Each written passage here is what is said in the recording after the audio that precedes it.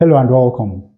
To solve this radical equation, we must remember that this term must be positive or equal to 0. So we have that 2x squared minus 1 must be greater than or equal to 0. Now from here we have that 2x squared must be greater than or equal to 1. Dividing both sides of this inequality by 2, we have that x squared must be greater than or equal to half. Now, when we take square root of both sides, we have that the absolute value of x must be greater than or equal to the square root of 1 over 2. And you know that this means that minus root half is going to be greater than or equal to x. And x is going to be greater than or equal to root half. Now, in the same way, this term must also be positive or equal to 0. So we have that x squared minus 1 must be greater than or equal to 0. Now, from here, we have that x squared must be greater than or equal to 1. Taking square root of both sides, we have that the absolute value of x must be greater than or equal to 1. Of course, you know that the square root of 1 is equal to 1. And once more, this means that minus 1 must be greater than or equal to x, and x must be greater than or equal to 1. Now, from the denominator, we know that x can never be equal to 0. Now, when you look at this and you look at this, you will see that this excludes more values of x. So naturally, we have that minus 1 must be greater than or equal to x, which must be greater than or equal to 1. So whatever values of x we calculate as solutions to this radical equation must fall within this range. Now, to solve this equation, let us start by getting rid of this fraction on the left-hand side. And of course, to do that, we cross multiply. We have that this numerator times 1, that is the square root of 2x squared minus 1 plus the square root of x squared minus 1 is equal to this times 1, that is root 2x squared. Now, let us do a substitution. Let x squared be equal to the letter d. Now, with this substitution, we can write this equation as root 2d minus 1 plus root d minus 1 is equal to root 2d. Now, the next thing we are going to do is that we will move this term over to the right-hand side, leaving only this term on the left-hand side.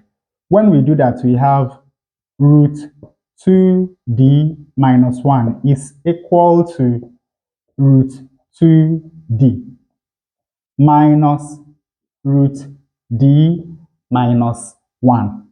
And of course, at this point, we square both sides of this equation. This is going to get rid of that. On the left-hand side, we have 2d minus 1. Now, on the right-hand side, we have root 2 squared, of course, is 2.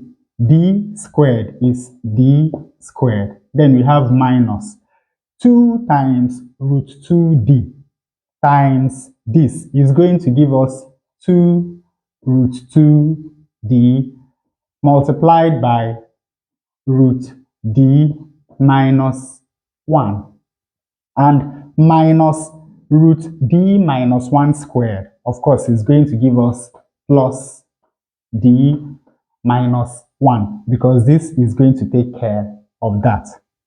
Now, let us move this term over to the left and then move these two over to the right. Of course, when we move this over, we have 2 root 2d times root d minus 1, and this is going to be equal to 2d squared. Now this goes over, we have minus 2d plus 1. Then we have plus d and minus 1. And of course, simplifying the right-hand side, we have 2d squared minus 2d plus d is going to give us minus d. And plus 1 minus 1, of course, is equal to 0. Now, on the left-hand side, we still have 2 root 2d multiplied by root d minus 1. Now, once more, we square both sides of the equation. So we have this squared and we have this squared. Now, 2 squared is 4. Root 2 squared is 2. D squared is d squared. And this is going to get rid of that, leaving us with d minus 1. And this is equal to 2d squared squared is going to give us 4d to the power 4. Then we have 2 times 2d squared times minus d. Of course, that is going to give us minus 4d cubed. Then we have minus d squared, that is plus d squared. Now simplifying this, 4 times 2 is 8. So here we have 8d squared into d minus 1.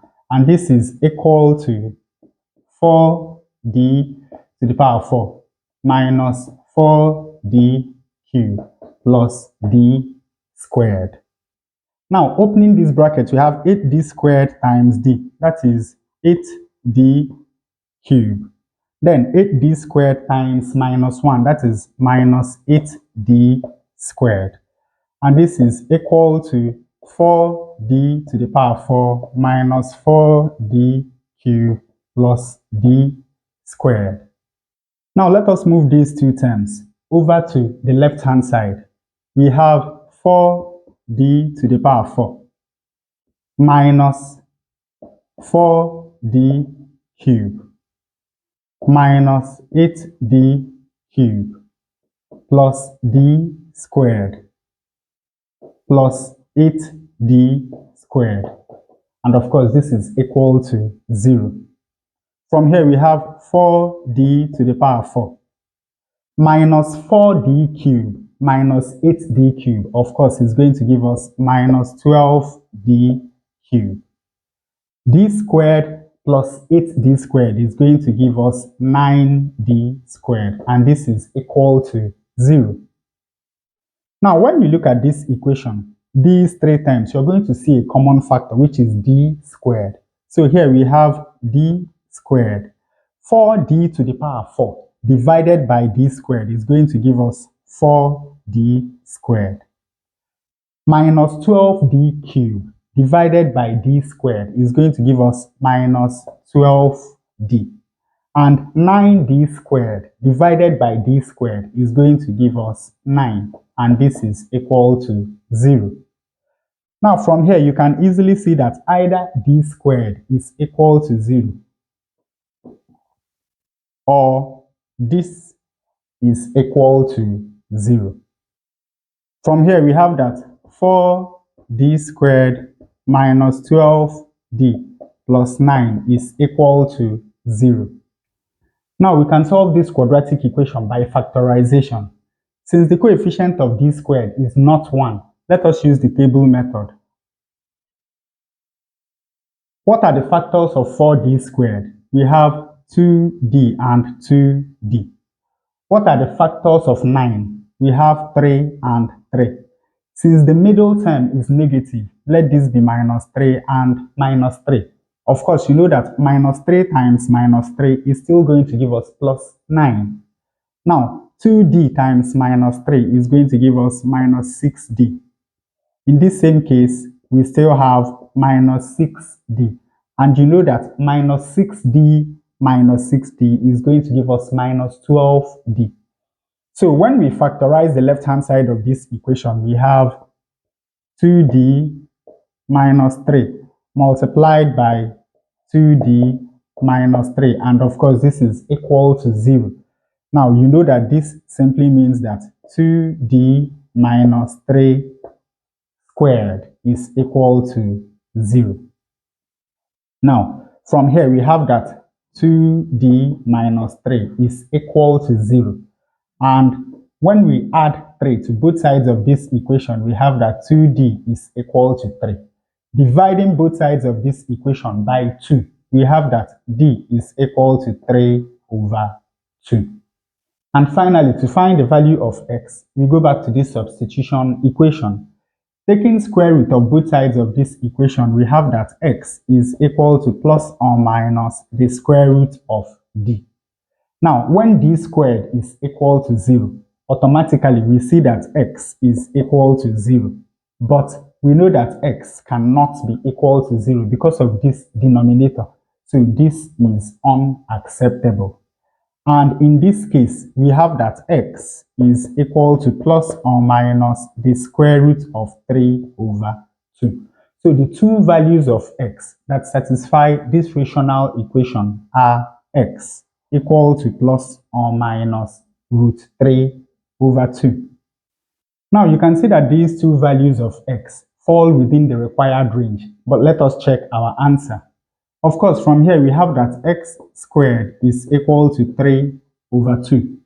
When we substitute into the left-hand side of this equation, we have root 2 times 3 over 2 minus 1 plus root 3 over 2 minus 1. And of course, this is divided by root 2 times 3 over 2. 2 will cancel 2. We are left with 3. 3 minus 1 is 2. So this is root 2 plus 2 times minus 1 is minus 2. 3 minus 2 is 1. So we have the square root of 1 over 2 divided by root 2 will go into 2, root 2 times. So here we have 3 over root 2. Now, of course, you know that this is the same as root 2 plus 1 over root 2. The square root of 1 is 1 divided by 3 over root 2. Root 2 times root 2 is 2. 2 plus 1 is equal to 3. So here we have 3 over root 2. And of course, this is divided by 3 over root 2. Now, this divided by this is equal to 1, which is exactly what we have on the right-hand side. And with that, we come to the end of this tutorial. I hope you learned something new. If you enjoy such content, please subscribe to the channel. Leave us a thumbs up and a comment to support the channel. Thanks for watching and watch more videos here.